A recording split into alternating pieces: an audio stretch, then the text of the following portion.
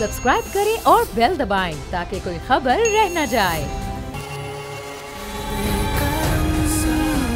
जो मजीद मुश्किलात हैं लोगों को बीमारियों से लेकर वो भी लोग अपनी आसान कर सकते हैं, चूँकि इस वक्त हमारी स्क्रीन पर नंबर चल रहे हैं, इन नंबर्स पर आप हमें कॉल कर सकते हैं। हमारे साथ डॉक्टर इब्राहिम भी अब हमें ज्वाइन कर चुके हैं और पेडियाट्रिक कंसल्टेंट हैं, और उनसे अपने किसी भी मसले से मुतालिक आप सवाल पूछ सकते हैं। आपको जो भी बीमारी हो, कोरोना से रिलेटेड कुछ सिम्टम्स हैं या उससे हट कर भी अगर आप कुछ पूछना चाहें तो डॉक्टर इब्राहिम साहब कॉल करके पूछ सकते हैं। डॉक्टर इब्राहिम साहब को वेलकम करते हैं अपनी ट्रांसमिशन में। और तो डॉक्टर साहब, अब आजकल जो ये इस वक्त माहौल चल रहा है कोरोना का, वो जो कॉमन एहतियाती तदाबीर हैं वो तो सभी लोगों को पता है, जो खाने पीने की चीज़ें हैं वो भी तकरीबन सभी लोग जानते हैं। अब ज़रूरत किस चीज़ की, ये लोग इससे बढ़कर और क्या कर सकते हैं, अपना बचाव किस तरह से करें, क्या इस वक्त आप लोगों से बात करना चाहेंगे?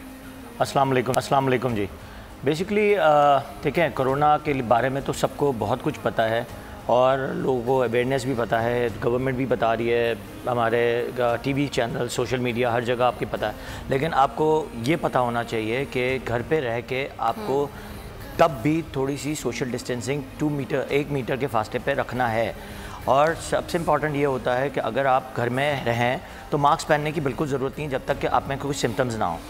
और अगर आप जो तदाबीर हैं, तदाबीर का मतलब ये होता है कि अगर आप कोई बीमार हैं तो आपको एक डॉक्टर से ऑफकोर्स राब्ते में रहना है और उससे आपको मालूमात लेनी है कि either to use further drugs और नॉट।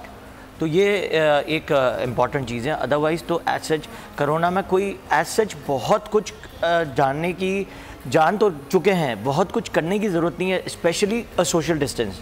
अच्छा डॉक्टर साहब, हमारे साथ एक कॉलर भी मौजूद है असफर नईम कराची से, उनसे पूछ लेते हैं कि उनका क्या सवाल है। बताइएगा असफर, आप क्या सवाल पूछना चाहते हैं डॉक्टर साहब से? जी, मेरा एक तो सवाल ये है कि शीरख्वार बच्चों को अगर कोरोना हो तो कैसे पता चला जाए, और सैनिटाइजर जो कि आजकल अवेलेबल नहीं है, हम बाहर जाते हैं, घर आते हैं तो साबुन से हाथ धो लेते हैं, लेकिन घर बाहर जाएं तो फिर किस तरह सैनिटाइजर बनाएं? देखिए, पहले अगर आपका सवाल है कि शीरख्वार बच्चे को अगर कोरोना हुआ है, एक तो WHO की रिपोर्ट के हिसाब से कोरोना के केसेस इतने छोटे बच्चों को हुए नहीं हैं। अगर हुए भी हैं तो बहुत लिमिटेड हैं। अगर पूरी दुनिया में अगर हुए हैं तो 1 to 2% ही शायद उसके कुछ सिम्टम्स नमूदार हुए हैं। स्पेशली अगर कोई चीज़ कोरोना वाली हो रही है तो पहले तो आपको देखना है कि कांटेक्ट घर में है या नहीं है, क्योंकि शीरख्वार बच्चे का सबसे बड़ा कांटेक्ट मदर है या फादर है। अगर मदर या फादर में से किसी को है या घर में किसी को है तो उनको तो पहले तो आइसोलेट करना है या फिर क्वारंटाइन करना है। तो अगर क्वारंटाइन है, अगर छोटे घर हैं तो आपको क्वारंटाइन एरिया में जाकर रहना है, अगर बड़े घर में हैं तो आपको एक रूम में मुख्तस होकर रह जाना है।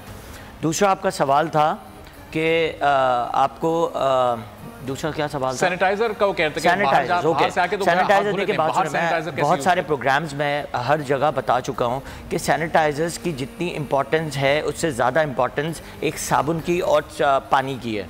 अगर साबुन और पानी भी नहीं है तो आप यू कैन यूज़ अ मिट्टी ऑल्सो, यानी जो हमारी सुन्नत भी है कि हम मिट्टी से जैसे तयम्मुम करते हैं, इसी तरह हम अपने आप को डिसइंफेक्ट करने के लिए मिट्टी भी यूज़ कर सकते हैं अगर आप कहीं ऐसे एरियाज़ में जहाँ पर कुछ भी नहीं है। सैनिटाइजर्स का सबसे अच्छा इलाज ये है कि अगर आपने एक छोटा सा अल्कोहल ले लिया या स्प्रिट ले लिया, जो बहुत आम तौर पे मिल सकता है, वो भी आप अपने साथ कैरी करके हो सकता है, क्योंकि वो अल्कोहल बेस्ड होता है। 100% 20 सेकेंड्स आप अगर साबुन से हाथ धोते हैं तभी वायरस जो है वो किल होता है और वायरस हमारे हाथों से डिसइंटीग्रेट होकर चला जाता है। तो ये बहुत इंपॉर्टेंट है कि आपको डिसइंटीग्रेट, यानी मतलब अपने आप को डिसइंफेक्टेंट करने का तरीका सिर्फ साबुन है। स्पेशली आपके जो हैंड सैनिटाइजर्स भी हैं उसकी भी अफादियत दुनिया में अगर देखें तो सिर्फ 10 to 20% है, 100% तो सिर्फ साबुन और पानी ही है। सही। तो डॉक्टर साहब, अभी जो शीरख्वार बच्चों का भी इन्होंने सवाल किया था, वो जो आपने WHO की रिपोर्ट का भी जिक्र किया कि ज़ाहिर WHO की रिपोर्ट में भी है कि बच्चों को बहुत ही कम रेशो है, बल्कि ना होने के बराबर है। क्या इसकी वजह सामने आ रही है? ये तो अच्छी बात है कि ज़ाहिर है ये बच्चों को इफेक्ट नहीं कर रहा, लेकिन इसकी कोई वजह जो आपकी समझ आई हो? देखिए, आपको एक बहुत अच्छी और इम्पॉर्टेंट बात बताऊं कि बच्चों का जो इम्यूनिटी पावर होता है ना, जो माँ का बच्चा दूध पी रहा होता है, एक तो माँ का दूध जो है वो इन्फेक्टेड फ्री होता है, वो इसमें IgA लेवल्स इतने अच्छे होते हैं कि आपके बहुत सारे बड़े से बड़े इन्फेक्शन जो है उसको भी कंट्रोल कर लेते हैं और वो इन्फेक्शन बच्चों को होने ही नहीं देते, न्यूनेट्स को स्पेशली। तो आपका बच्चा वैसे ही आपका 6 महीने breast feeding always we promote breast feeding, कि आप ब्रेस्ट फीडिंग करें और टॉप फीड ना दें, तो आपका बच्चा वैसे इम्यूनिटी को जो है उसकी बूस्ट रहेगी। सही। मुल्तान से एक कॉलर हमारे साथ मौजूद है, उन्हें शामिल कर लेते हैं। अल्लाह रखा है। अल्लाह रखा, आपका क्या सवाल है? जी दरअसल मैं पूछना ये डॉक्टर साहब से चाह रहा था कि जो गरीब मतलब मिस्त्री मजदूर वगैरह जो काम कर रहे हैं वो तो इकट्ठे होकर काम कर रहे हैं ना, तो उनके लिए क्या एहतियात हो सकती है? मतलब ये इसके लिए सैनिटाइजर भी तो इस्तेमाल नहीं करते, वैसे भी वो हाथ मुंह भी मतलब इतने आसानी से नहीं धोते, तो वो जब घर जाते हैं बच्चों के लिए भी मिलना जुलना होता है उनका, तो इनके लिए क्या एहतियात वैसे जरूरी बनती है ऐसे आपके लिए? देखिए, एहतियात हर आदमी के लिए एक ही है। आइसोलेशन का मतलब है अलग रह के, आप दूर रह के काम करें।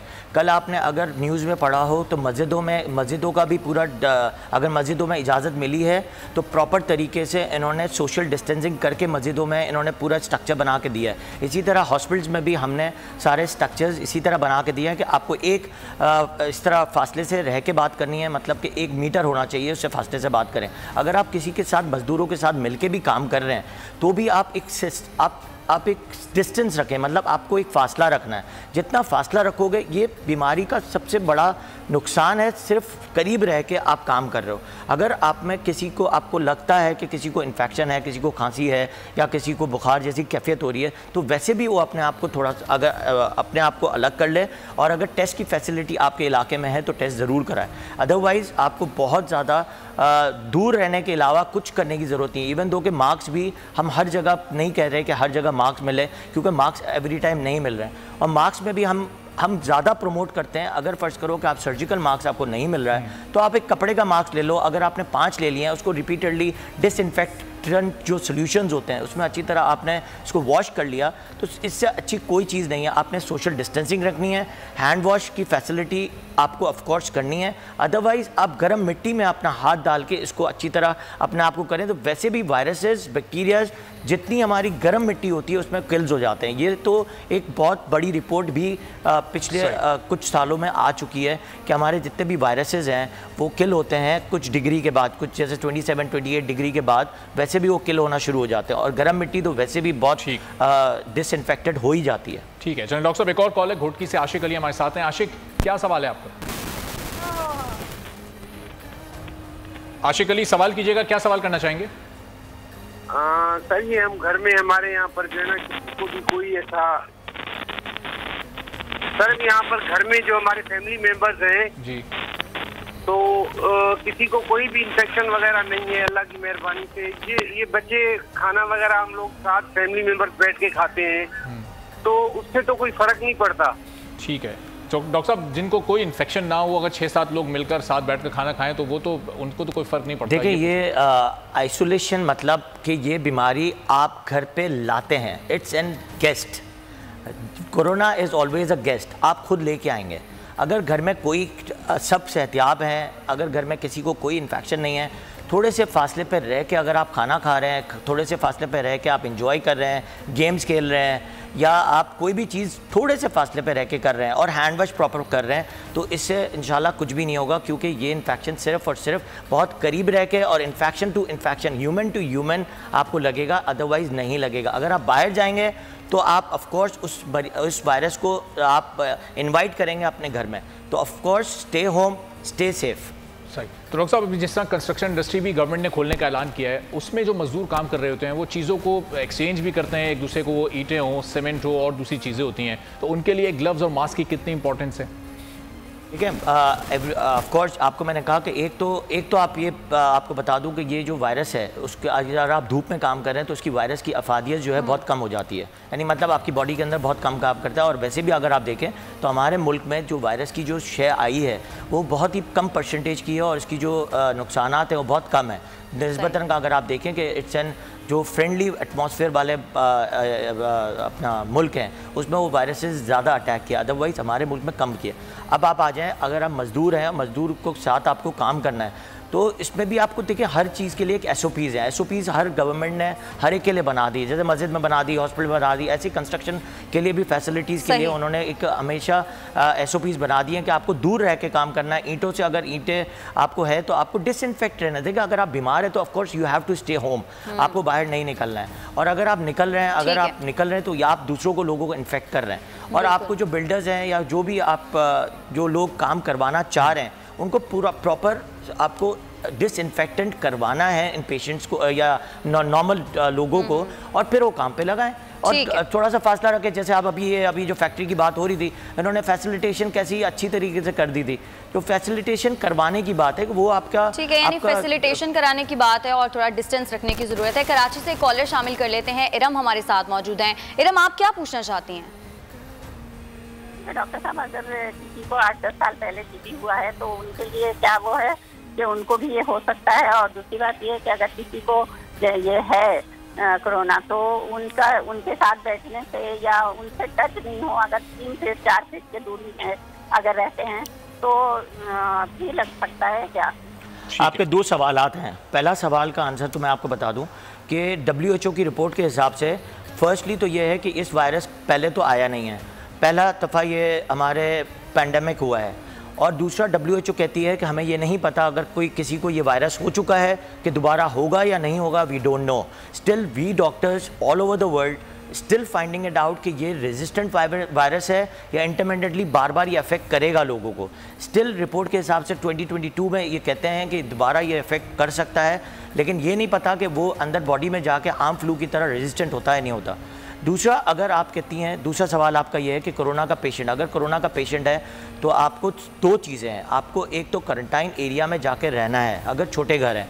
अगर बड़ा घर है तो आपको you have to isolate yourself in your room, और वो किसी से नहीं मिल सकता है फॉर 15 डेज़।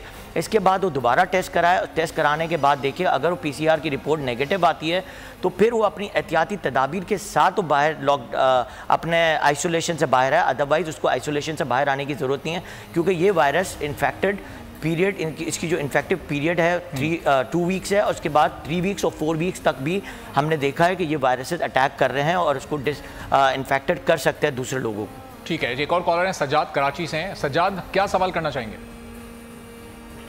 जी, मेरा क्वेश्चन ये है आपसे कि खुदा न खास्ता कोरोना हो तो इसकी अलामतों में ये नज़ला जो है सख्त नहीं होता है, ये वक्त से होता है? ठीक है, ये डॉक्टर सिम्टम से मुतालिक पूछ रहे हैं कि नज़ला बहुत ज़्यादा शदीद होता है या वक्फे अच्छा, से होता है? सबसे बड़ी बात कि इस वायरस में हम जो इन्फ्लुएंजा और कोरोना, इसमें जो डिफरेंशिएट यही है कि इसमें नज़ला नहीं होता, मतलब नाक के ज़रिए कुछ नहीं होता। इसमें सबसे ज़्यादा जो इन्फेक्टेड होता है वो गले में होता है, जिसमें ज़बरदस्त किस्म की खराश पैदा होती है। इसमें आपके ब्रीदिंग इश्यूज़ होते हैं, आपको लगता है कि आप यानी प्रॉपर आप सांस नहीं ले सकते। और प्लस साथ में फिर आप जब आपके जो इन्फेक्शन लंग्स में जाता है तो आप ब्रीदिंग पैटर्न ही आपका ख़राब हो जाता है। और सबसे इंपॉर्टेंट चीज़ जो स्टार्ट ही होता है हाई ग्रेड फीवर से। लो ग्रेड फीवर हमने कम देखें, चिल्स होते हैं, मतलब सर्दी लगना शुरू होती है, गले में खराश होती है, गले से बोलना मुश्किल हो जाता है, सांस लेना मुश्किल होता है, और साथ में हाई ग्रेड फीवर होता है। लेकिन हमने कुछ केसेस ऐसे भी देखे हैं जो आम तौर पे दूसरे इन्फेक्शन के साथ भी ऐसे सिम्टम्स के साथ प्रेजेंट करते हैं, कोरोना नहीं होता। उसके सिर्फ और सिर्फ डायग्नोसिस यही बन सकती है कि आप PCR टेस्ट करवाएं। PCR अगर नेगेटिव आता है तो आप किसी भी हॉस्पिटल में जाके दूसरे मर्ज के लिए इलाज करा सकते हैं। Still we doctors are open for you for all time, 24 hours. Hospital की सारी इमरजेंसीज खुली हुई हैं। हमने गवर्नमेंट ऑफ पाकिस्तान के थ्रू जितनी SOPs हैं फॉलो कर रहे हैं। जितने हमारे डॉक्टर्स हैं जो हॉस्पिटल की ड्यूटीज़ पे हैं, जो स्टाफ हैं, वो प्रॉपर गाउन, मास्क और ग्लव्स के साथ काम कर रहे हैं, और इंशाल्लाह आपको सबको एंटरटेन करेंगे, एक्सेप्ट कोरोना है या नहीं है। सही है। नादिया हमारे साथ एक कॉलर मौजूद है चकवाल से। नादिया, आप डॉक्टर साहब से क्या पूछना चाहेंगी? मैडम, मैं ये पूछना चाहती हूँ कि मेरा बच्चा 4.5 साल का है, इसको तेज बुखार हो रहा है, सर्दी लग के इसको ना ये कांपना शुरू हो जाता है, और सांस इसकी उखड़ी सी होती है, जैसे नमूनिया हो रहा होता है ना बच्चे को, तो वो इस तरह की सांस लेता है। और कितने दिन से हो रहा है नादिया, ये भी बता दीजिएगा? 3 दिन हो गए हैं। पहले भी इसको इन्फेक्शन हुआ था नज़ले जुकाम का, वो हमने कहा शायद मौसमी तब्दीली की वजह से हुआ है, तो दवाई वगैरह ली थी, एंटीबायोटिक माक्सल वगैरह से ठीक हो गया था, लेकिन प्रॉपर नहीं ठीक हुआ। फिर दोबारा से इसको ठंड लग के ना कांपना शुरू हो जाता है बच्चा, और तेज बुखार हो जाता है। दवाई देते हैं पैनाडॉल, थोड़ी देर के लिए आराम आता है, उसके बाद फिर इसी तरह हो जाता है। अच्छा, आपके सवाल के हिसाब से है कि इसके बुखार है और इसके साथ इसको नज़ला और खांसी भी है। मैंने आपको बताया इस बीमारी में, कोरोना में नज़ला नहीं होता, ये इन्फ्लुएंजा नहीं है, ये कोरोना है। कोरोना हमेशा गले पे ज़्यादा अटैक करता है। फिर अगर दोबारा रिपीटेडली अगर बच्चे को ये इन्फेक्शन हो रहे हैं तो आपको पहले देखना है कि ये एलर्जी और अस्थमा वाला बच्चा तो नहीं है। अगर एलर्जी फ्रिक्वेंट हो रही है वेदर की वजह से तो आपको उस तरफ ही सोचना है, उसी तरह का इलाज कराना है। अगर डिफ्रेंशिएट करना है इनिशियली बेस पे तो आपको हॉस्पिटल जाना है, हॉस्पिटल में जाके आपको डॉक्टर से ज़रूर मिलना है, उस फासले पे रहना है, आपको मास्क के बगैर नहीं जाना, बच्चे को भी मास्क पहनाना है, आपको भी पहनाना है। फिर आपको उनके 2 टेस्ट इंपॉर्टेंट है, एक CBC और एक CRP, जिससे हम डायग्नोस करते हैं आया ये बैक्टीरियल इन्फेक्शन है या वायरल इन्फेक्शन है। इसके बाद हम डिसाइड करते हैं कि इसकी कैफियत कोरोना वाली है या नहीं है। अगर रिपीटेडली इन्फेक्शंस हो रहे हैं तो हम कहते हैं कि ये चीज़ आप उसको घर बैठ के ट्रीट करें, अगर हम इसको जो मेडिसिन देते हैं। दूसरा, आप होम रेमेडीज़ भी इस्तेमाल कर सकती हैं, जैसे अजवाइन का पानी आप अदरक में मिला के पिलाएं। कलौंजी नो डाउट अल्लाह ताला की तरफ से हुक्म भी है और हमारी सुन्नत भी है, तो कलौंजी का पानी दे सकती हैं। कलौंजी आप इसको खुला भी सकती हैं, वो इम्यूनिटी बूस्टर्स भी हैं। दूसरा, आप लेमन का अदरक में मिला के थोड़ा सा पानी गर्म करके रिपीटेडली शहद के साथ मिला के पिलाएं, एक सूदिंग इफेक्ट होती है, उससे भी बच्चा बहुत जल्दी सेहतियाब हो जाते हैं। इवन दो कि आप मेडिसिन यूज़ करें या ना करें, कई दफ़ा ये मामूली से वायरस जो है ठीक हो जाते हैं। दूसरा, अगर आपके शहर में मॉस्किटोज़ हैं, मतलब मच्छर हैं, और अगर उसकी वजह से भी बच्चे को फीवर हो सकता है, क्योंकि as a IMNCI master trainer हम हमेशा ये देखते हैं कि अगर आपका इलाका मच्छरों से भरा हुआ है तो आपको एंटी मलेरियल मेडिसिन लेना बहुत ज़रूरी है, अगर आपका बच्चा चिल्स के साथ प्रेजेंट कर रहा है, फीवर के साथ। ठीक है, मिसेस हुसैन है कराची से, एक और कॉलर है। मिसेस हुसैन, क्या सवाल है आपका? अस्सलाम वालेकुम, मैं मिसेस हुसैन बात कर रही हूँ कराची से। जी सर, मुझे ये पूछना था कि हम घर में ये डिसइंफेक्टेंट सिरप स्प्रे किस तरह बना सकते हैं। सेकेंडली, मुझे ये पूछना था कि डिसइंफेक्टेंट स्प्रे जो हम हर चीज़ों पे करेंगे उसको वाइप करना ज़रूरी है, because it's not convenient for us कि हम हर एक चीज़ को, घर की हर एक चीज़ को वाइप करें या उसको मतलब बिल्कुल साफ करें। तो क्या ये इंपॉर्टेंट है? थोड़ा सा इसके मामले में गाइड कर दीजिएगा। जी डॉक्टर, वेरी गुड क्वेश्चन, ये बहुत अच्छा पॉइंट है जो आपने रेज किया। देखिए, डिसइंफेक्टेंट आप घर में ऑफ कोर्स इस माहौल में तो आप बना नहीं सकती हैं, मतलब हाइड्रोजन पेरोक्साइड ही लेना होता है और आपको स्प्रे करना होता है। लेकिन बहुत सारे बाज़ार में ब्रांड्स मिल रहे होते हैं जिसका हम नाम नहीं ले सकते हैं, जो डिसइंफेक्टेंट के तौर पे यूज़ कर सकते हैं आप। तो आप उसको आप डिसइंफेक्टेंट लें, एक 1 ml की बॉटल लें और उसको आपको मिलाना है 1000 ml में मिलाया। अगर 1 लीटर 1000 ml मतलब 1 लीटर की बॉटल में आपने मिलाया और उसको आप कहीं भी आप स्प्रे करें, साफ़ कपड़े से लेके थोड़ी देर में 5 मिनट बाद आपको उसमें पोंछ देना है कुछ साफ़ कपड़े से, तो आपका वो एरिया डिसइंफेक्टेड हो जाएगा। क्योंकि ये कोरोना वायरस जिस लेयर पे भी रखता है उसकी अलग अलग अफादियत हैं। जैसे कि ग्लास पे अगर है तो 3 आवर्स है, स्टील पे है तो 12 आवर्स है, जो हमारे जो पेपर मनी है उस पर 3 आवर्स है, हमारे जो मार्क्स हैं उस पर 3 आवर्स है। तो आप हर चीज़ को डिसइंफेक्टेड करने के लिए स्प्रेज नहीं कर सकते हैं, लेकिन आप उसके लिए ग्लव्स यूज़ करें। सबसे इंपॉर्टेंट, घर में अगर आपको इस तरह अगर ऐसी है कि आपको इस तरह डिसइंफेक्टेंट करना है या बाहर जाना है, गाड़ी पे भी आप इसी तरह करें कि अगर आपने गाड़ी के हैंडल्स पे भी दूर से तो कुछ फासले से 15 सेंटीमीटर के फासले से आपने स्प्रे करना है।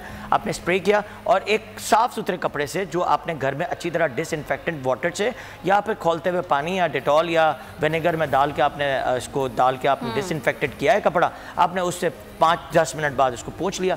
तो दैट्स वेरी इंपॉर्टेंट कि ये डिसइंफेक्टेंट करने के तरीके हैं। अच्छा, फ़खर अब्बास शाहकोट से हमारे साथ मौजूद हैं। फ़खर, आप क्या पूछना चाहते हैं?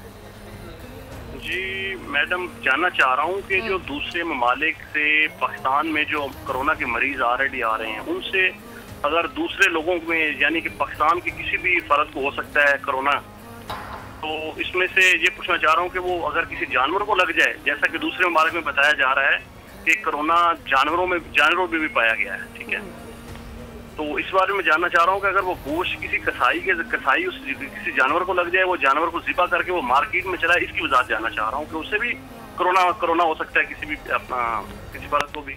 देखें, पहला 2 सवाल हैं इसमें भी आपके। एक सवाल है जो बाहर से लोग आ रहे हैं, दूसरा सवाल है कि आपके जानवरों में फैलेगा नहीं फैलेगा।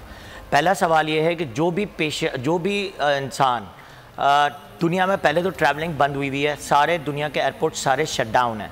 अगर कोई स्पेशल फ़्लाइट से कुछ लोग आने वाले भी हैं या कुछ आए हैं, तो उनका सबसे जितने भी वर्ल्ड में जितने भी लोग हैं, उन्होंने जो प्रोटोकॉल्स बनाया है कि हर आदमी जो भी आएगा वो 14 से 15 दिन क्वारंटाइन एरिया में रहेगा।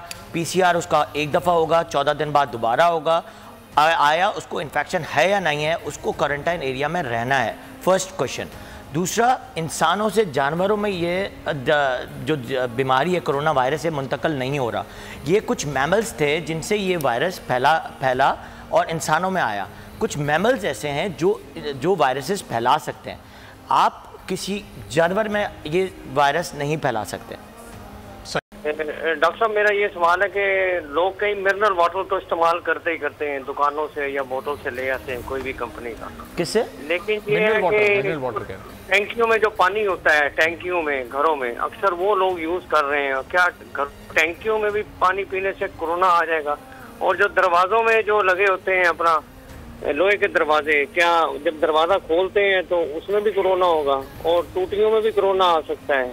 ये बड़ी कंफ्यूजन ये तीन सवाल हैं। ये तीन सवाल है। पहले तो पानी का, तो पानी का जो टैंक है उसको आप हमेशा क्लोरीन वाटर डाल के रखें। और सबसे जो पुराना हल है हमारा दुनिया में सुन्नत के हिसाब से भी, एक फिटकरी डेली बेसिस पे आप यूज़ करें। जो भी आप पानी यूज़ कर रहे हैं एक बॉयल करके आप फिटकरी यूज़ करें। सबसे इंपॉर्टेंट, अगर नहा रहे हैं तो इससे कोरोना नहीं फैलता। ये तो आपकी मिसपरसेप्शन है, वो ख़त्म कर दें कि नहाने से नहीं होता। नहाने से तो आप वैसे भी साबुन यूज़ करते हैं और डिसइंफेक्टेंट वैसे ही हो रहे हैं। दूसरा, आपके जो स्टील के डोर्स हैं, स्टील के डोर्स को आप टेप लगा के रखें, क्योंकि स्टील में और पेपर से अगर जो प्लास्टिक का जो टेप है उसमें जो कोरोना फैल रहा है या जो कपड़ा लगा हुआ है उसमें जो कोरोना है उसकी उसकी जो इन्फेक्टिविटी पीरियड है वो कुछ 1 या 2 घंटे या ज़्यादा से ज़्यादा मैक्सिमम 3 घंटे है। अगर वो धूप में है तो उसकी वैसे भी इन्फेक्टिविटी कम हो जाता है, लेकिन स्टील पे और रोड पे उसका 12 घंटे का वो है इन्फेक्टिविटी पीरियड है। रोड पे भी जो हमारे जो अपना रोड्स होते हैं, और दूसरा स्टील पे, तो स्टील पे आप टेप लगा के रखें। दूसरा, आप जो टोटियाँ हैं फॉर्स, अगर आप मस्जिद में जा रहे हैं या कहीं आप ऐसी जगह जा रहे हैं जहाँ पे आपने यूज़ कर रहे हैं, तो आप ऑफ कोर्स पहले आप साबुन आपने अपने एरिया अपने साबुन से उसको पहले वॉश करना है। इसके बाद अपने आप को 20 सेकंड्स के लिए हाथ को वॉश करना है। उसके पहले तो आपने ये सीखना है कि हैंड वॉश करना कैसे है। उसके 8 स्टेप्स हैं। एक first, second, third, fourth, fifth, sixth, 7th, 8th, और 8 करते नाखूनों तक आपको साबुन जाना चाहिए। और इसके बाद आपने हैंड वॉश किया और आपने वो हैंड वॉश करने के बाद उस साबुन को भी साबुन से आपने थोड़ा सा टिप कर दिया टैप पे कि आपके पास कोई इन्फेक्शन हो या दूसरे को वो इन्फेक्शन ना लगे। तो ये चीज़ फैलाने वाली बात है। Education to education, human to human हो सकता है। तो आपको ह्यूमन टू ह्यूमन इन्फेक्शन को कंट्रोल करने के लिए गवर्नमेंट हर वक्त आपके साथ नहीं होगी। आपके पास खुद एक एजुकेशन है। हम लोग आपको एजुकेट कर रहे हैं और काफ़ी अरसे से कर रहे हैं, और रिपीटेडली हर डॉक्टर आके कर रहा है, सोशल मीडिया पे कर रहे हैं, न्यूज़ एंकर्स कर रहे हैं। हर आदमी आपको इन्वॉल्व हुआ है इन चीज़ों में कि आपको डिसइंफेक्ट कैसे करना है। सही। एक और कॉलर है हमारे साथ कराची से, जावेद, आप क्या पूछना चाहेंगे डॉक्टर साहब से? एक कजन है, उसकी उम्र जो है 25 साल है। अच्छा, उसको वो जो है ना स्मोकिंग, अच्छा खासा स्मोकिंग करता है वो, लेकिन जब सितंबर या अक्टूबर का महीना आता है तो हल्का सा उसको सांस का प्रॉब्लम होता है ना, हल्की तेज होती है उसकी सांस, यानी कि हल्का सा सांस का प्रॉब्लम है उसके साथ। तो खुदा न खासा ये कोरोना कहीं इसको अफेक्ट तो नहीं करेगा? ये चीज़ मुझे थोड़ा सा खुदा न खासा वो होता है इसमें, तो क्या प्रिकॉशंस लेनी चाहिए, कुछ आप बताएंगे इसके बारे में? Thank you. अगर अस्थमा वाला पेशेंट है, एज माई फील्ड है अस्थमा एंड एलर्जीज़, तो सबसे इम्पॉर्टेंट बात यह है कि देखें अस्थमा और एलर्जीज़ वाले पेशेंट जो हैं वो कितने सालों से बहुत सारी मेडिसिन ले लेके अपनी इम्यूनिटी को वैसे ही बहुत सारी लोअर डाउन कर चुके होते हैं। इसमें स्पेशली डॉक्टर्स या आप खुद भी बहुत सारी एंटीबायोटिक्स, बहुत सारे स्टेरॉइड्स, बहुत सारे स्प्रेज यूज़ करके आपने अपनी इम्यूनिटी का लोअर डाउन लेवल ले आए हैं। तो कोई भी इन्फेक्शन होगा, देखें इन पेशेंट्स को जो अस्थमा एलर्जी वाले पेशेंट्स होते हैं, ऑफ कोर्स उनको हर वक्त हर दफ़ा इन्फेक्शन, कोई भी अगर इन्फ्लुएंजा है तो वो भी वेदर में अटैक ज़्यादा करेगा, और कोरोना भी होगा तब भी उसको अफेक्ट ज़्यादा करेगा। तो ऑफ कोर्स उसको वही चीज़ जो मेंटेन करनी है, उसी तरह के अपनी इम्यूनिटी को बूस्टअप रखना है, जो हमने आपको पिछले सवाल में बताया कि इम्यूनिटी को बूस्ट कैसे रखते हैं। तो एक तो इम्यूनिटी को बूस्ट रखना है, दूर रहना है लोगों से, मास्क ज़रूर पहनना है। ऑफ कोर्स अगर सर्जिकल मास्क नहीं मिल रहे हैं, N95 नहीं मिल रहे हैं, नो इश्यूज़, आप कपड़े का मास्क लेके कपड़े का मास्क बनाएं। अगर आपको ज़्यादा डस्ट से एलर्जीज़ हैं तो आपने डबल फोल्ड करके अपने कपड़े का मास्क बना लिया। ज़रूरी नहीं है कि, मैं बार बार बोल रहा हूँ, ज़रूरी नहीं है कि आपके पास सर्जिकल मास्क हो या N95 हो तभी आप बच सकते हैं। इतनी कोई इम्पॉर्टेंस नहीं है मास्क की जो हमने इतना इशू बनाया हुआ है। Still, we have to use the mask, we have to use the gloves, we have to isolate, we have to make a distance। ये चीज़ रख के इम्यूनिटी को बूस्ट रखें, इंशाल्लाह इनको एज सच कोई इन्फेक्शंस नहीं। ठीक है, चलें आदिल महमूद हैं फैसलाबाद से, इनकी भी कॉल ले लेते हैं, उसके बाद कुछ व्हाट्सएप के सवाल भी शामिल करेंगे। आदिल, क्या सवाल करना चाहेंगे? जी अस्सलाम वालेकुम डॉक्टर साहब, कैसे हैं आप? ठीक है, अस्सलाम वालेकुम जी। जी आदिल, डॉक्टर साहब सुन रहे हैं, सवाल कीजिएगा।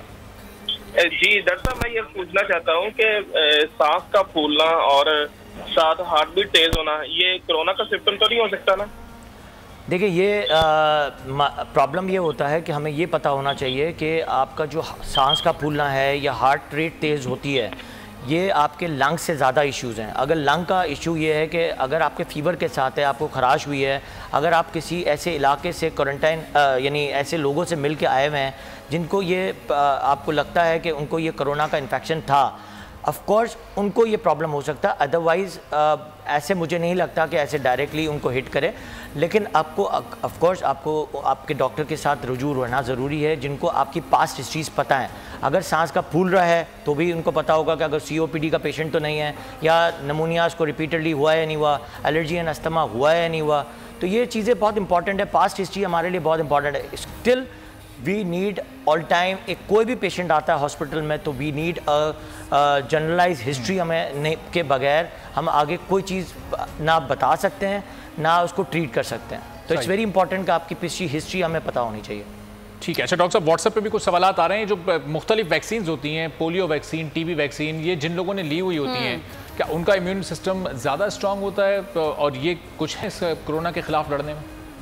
देखिए, सबसे इम्पॉर्टेंट बात यह है कि ये पोलियो का सवाल आपने किया, पोलियो या जो भी वैक्सीन्स हैं इससे कोरोना की कोई रिलेशन नहीं है।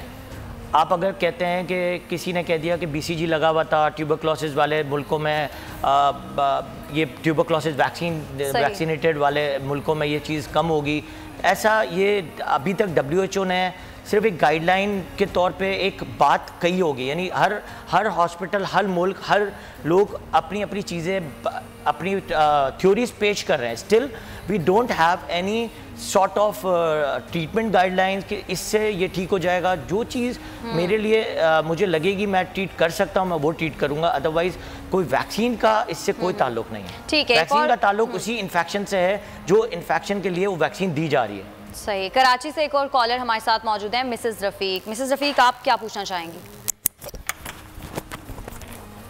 जी मिसेस रफीक, बताइएगा क्या सवाल है आप? ये असल में मैं रफीक अहमद बात कर रहा हूँ। मेरा असल हमजुल्फ हैं जिनके साथ ये प्रॉब्लम है, उनको 6 दिन से जो है गले में इन्फेक्शन है, खराश है गले में, और वो उनको जो है वहम हो गया है कि भाई मुझे कोरोना तो नहीं, अल्लाह ना करे। अब 3 डॉक्टरों से चेंज करके दवाई भी ले लिए, अब गले में खराश है, हल्का सा टेम्परेचर हुआ, तो वीकनेस बहुत आ गई है उनको। तो ये पूछना चाह रहा हूँ कि भाई उनको खुदा ना खास्ता वो टेस्ट करा लें या मसला लें, या मतलब कोई ऐसी बात तो नहीं है? हॉल के हिसाब से अगर कोई भी ऐसा सिम्टम आता है तो वी ऑल डॉक्टर्स एडवाइस कि अगर कोई भी ऐसे सिम्टम्स आए हैं तो you go for PCR test, जो Indus hospital, civil hospital, Aga Khan और SIUT में हो रहे हैं। इसमें डाव, सिविल और इंडस, ये तीनों जगह पे आपको फ्री ऑफ कॉस्ट में ये टेस्ट हुए जा रहे हैं। पहले वो आप इसका तरीका किया है कि आप जाएंगे, a doctor will visit you, आपको डॉक्टर देखेगा अपने SOPs रख के, और इसके बाद आपकी हिस्ट्री लेगा, आपका डायग्नोसिस बनाएगा, इसके बाद वो आगे सेकंड स्टेज पे भेजेगा आपको टेस्ट पे। तो आपका टेस्ट अगर पॉजिटिव आता है तो, और अगर नहीं भी आ रहा तो अगर ये सिम्टम्स हैं भी, तो वैसे भी हम कहते हैं कि आप अपने आप को आइसोलेट कर लें, ज़्यादा बेटर है निस्बतन कि आप अगर शक की बुनियाद पे भी अगर आपने आइसोलेट कर लिया अपने आप को घर में, एक रूम में, तो आप दूसरे लोगों को इन्फेक्शन नहीं देंगे। तो अगर कोई चीज़ अगर इन्फेक्टेड हुई भी, अगर फर्ज करें कोई और वायरस भी हुआ है, तो और हम OPDs में बैठ के भी आपको यही समझा रहे होते हैं कि थोड़ा सा अपने आप को दूर रखें और आइसोलेट रखें। That's very important. तो डॉक्टर साहब, ये आइसोलेशन का इंक्यूबेशन पीरियड कितना होना चाहिए? कितने दिन तक इनको इंतजार करना चाहिए? अगर ये सिम्टम्स मौजूद हैं तो फिर कितने दिन बाद ये टेस्ट की तरफ जाएं? देखें, अगर एक पेशेंट आ रहा है, एक पेशेंट आया है जिसको फर्स्ट डायग्नोसिस हुआ कि यार मुझे ये इन्फेक्शन हो गया है, या कोई पेशेंट है जिसको इन्फेक्शन ही नहीं है, तो और इसको हल्का सा माइल्ड, जैसे अभी ये लास्ट सवाल था जिसमें माइल्ड सी कफ हो रही है या हल्का सा फीवर हो रहा है, वो अपने आप को आइसोलेट कर ले, 3-4 दिन आइसोलेट करे, देखे कि अगर मैं सही हो रहा हूँ तो फिर इसके बाद और इम्यूनिटी को बूस्ट करे, इसके बाद वो देखेगा अगर मैं ठीक हो रहा हूँ तो थोड़ा कम है। ये बताइएगा कि ये माइल्ड, सीवियर और क्रिटिकल, इसमें तीनों स्टेजेस को हम कैसे डिफाइन करेंगे ज़रा लोग की आसानी के लिए? अच्छा, माइल्ड, मॉडरेट और सीवियर। माइल्ड में देखें, माइल्ड में तो ये आपको बता दूँ, जैसे ये पिछला सवाल जो था जिसमें हल्की सी खांसी और हल्का सा बुखार हो सकता है, अगर उस पर भी अगर आपने टेस्ट करा लिया और PCR पॉजिटिव आ गया और आप शिफ्ट हो गए मॉडरेट पे, मॉडरेट का मतलब है कि आपको बहुत सीवियर किस्म का गले में खराश हुई और ब्रीदिंग इश्यूज़ आ गए, और ब्रीदिंग इश्यूज़ आने के फ़ौरन बाद आपकी सांस लेना मुश्किल हो गई, और उसके बाद हाई ग्रेड फीवर 104, 105 हो गया, तो you have to go for a hospital कि आपने हॉस्पिटल में जाके आपको इसको एवेल्यूएट कराना है, either my symptoms of corona और कोविड-19 इज़ पॉजिटिव और नॉट, ये मॉडरेट की तरफ है या मैं सीवियर की तरफ जा रहा है। सीवियर का मतलब तो ये है कि आपने लैंड ही अगर फर्स्ट कर घर में आपने किसी को बताया नहीं, जो बहुत आवाम कर रही है, लोगों को इन्फेक्शन हो रहा है और लोग क्या कर रहे हैं, अगर इन्होंने छुपा के पीसीआर का टेस्ट करा लिया या नहीं भी कराया, अगर उनको सिम्टम्स लग भी रहे हैं तो ये लोग आगे बता नहीं रहे। तो हमारे लिए तो गाइडलाइंस में ये भी प्रॉब्लम हो रहा है कि हमें ये रेशियोज पता नहीं चल रहा है कि कितने रेशियोज हैं। ये एक बहुत बड़ी मिसगाइडेंस फ्रॉम अवाम भी हो रही है। ठीक है डॉक्टर साहब, एक लास्ट कॉलर भी शामिल कर लेते हैं, हमारे पास वक्त कम है। उमरकोट से हैं रजा। रजा, आप क्या पूछना चाहते हैं? मैम, मेरा ये सवाल है कि हम रोज़ाना अपनी ऑफिस के लिए ट्रेवल करते हैं तकरीबन 60 किलोमीटर, तो इस दरमियान हम बाइक पर होते हैं तो काफ़ी सारे लोग हमें बिल्कुल जो है ना नियर अबाउट टच करते हैं कि कोई हमसे कोई चीख कर जा रहा है, कोई खास कर जा रहा है। तो डॉक्टर साहब, इसमें काइंडली आप गाइड कीजिएगा कि हम किस तरह से खुद को बचा सकते हैं कि अल्लाह ना करे अगर किसी में कोई सिम्टम है या कोई इशू है, लेकिन हमारी तो मजबूरी है कि हम बिल्कुल उनके पास से गुजरे होते हैं। देखिए, आप सिम्टम्स है, सिम्टम्स एक ही बात है कि सिम्टम्स देखिए 2 किस्म के हैं। आपको मैंने पिछले उसमें भी बताए जा रहा हूँ कि आपको बचाने के लिए सिर्फ 3 चीज़ें हैं। फर्स्ट इज़ आप अपने आप को थोड़ा सा दूर रखेंगे।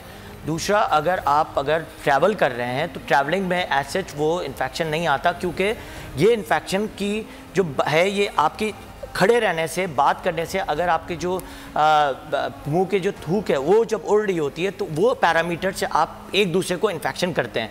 नाइदर कि आपने अगर मास्क पहना है, दूसरे वाले में मास्क पहना, हाथ लगाने से अगर हाथ में इन्फेक्शन है तो मेरे हाथ से इन्फेक्शन हो सकता है। लेकिन अगर आपने हाथ ही अगर आपने अपनी बाइक को डिसइंफेक्टेड किया है सुबह निकलने से पहले, अपने आप हाथ को डिसइंफेक्टेड किया हुआ है, सामने वाले ने भी किया हुआ है, और अगर आपने मास्क पहना हुआ है तो आपने इसका मतलब आपको इन्फेक्शन नहीं फैलेगा। क्योंकि हाँ, अगर आप कहीं जगह इंस्टीट्यूट में जा रहे हैं और अगर आप बात करें विदाउट ए मास्क और आपको इन्फेक्शन उसको भी है या आपको भी है और आपको भी नहीं है और सिर्फ उसको है, तो हो सकता है कि उससे इन्फेक्शन हो, क्योंकि वो इन्फेक्शन 3 घंटे तक उस एयर में रहता है आपकी हाइट पे। दूसरी एक बहुत इंपॉर्टेंट बात है जो मैं आवाम को बताना चाहता हूं, इब्राहिम यूसुफ साहब हमारे साथ मौजूद थे और आपको मुस्तकबिल में मजीद भी ज़हमत देते रहेंगे। और जी डॉक्टर साहब, शॉर्टली मैं एक बहुत इंपॉर्टेंट बात बताना चाह रहा हूं, जो बहुत सारे लोग इन्वेस्ट कर रहे हैं इस जो वॉकवे थ्रू टनल्स में। WHO गाइडलाइंस के हिसाब से ये वॉकवे टनल्स आर यूजलेस और प्लीज़ इस पे इन्वेस्ट नहीं करें, क्योंकि अगर आप इन्वेस्ट करेंगे as a asthma allergy specialist, मैं इन चीज़ों को मॉनिटर कर रहा हूं और लोगों की हिस्ट्रीज पढ़ रहा हूं और WHO की तरफ से गाइडलाइंस भी ये है कि ये इन्फेक्शन बिल्कुल खत्म हो गया। आपकी बात काटनी पड़ेगी और फिर आपको हम मुस्तकबिल में भी ज़हमत देते रहेंगे। और हमारे वो नाज़रीन जिनकी कॉल नहीं मिल सकी आज, वो कल हमें कॉल कर सकते हैं, अपने सवालात पूछ सकते हैं। बिल्कुल, हमें इजाज़त दीजिएगा, अल्लाह ने के बाद। क्या आप कोरोना के खौफ से हैं डिप्रेशन का शिकार? अब ना हो परेशान, बोल ला रहा है महफूज पाकिस्तान के तहत डॉक्टर ऑनलाइन।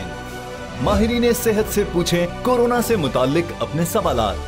राब्ते के लिए फोन उठाएं और डायल करें 021 350 91425 021 3509 1433। लाइव कॉल्स दोपहर 2 से 3 और शाम 5 से 6 के दरमियान। आप अपने सवालात व्हाट्सएप पर भी भेज सकते हैं 0337 0310 377। जवाबात स्क्रीन पर दिए गए औकात मुकर्ररा में नशर किए जाएंगे। सुबह 10 बजे, सुबह 11 बजे, शाम 7 बजे, रात 8 बजे, रात 10 बजे और रात 11 बजे। तो जुड़े रहिए बोल के साथ, क्योंकि बोल का पैगाम महफूज पाकिस्तान।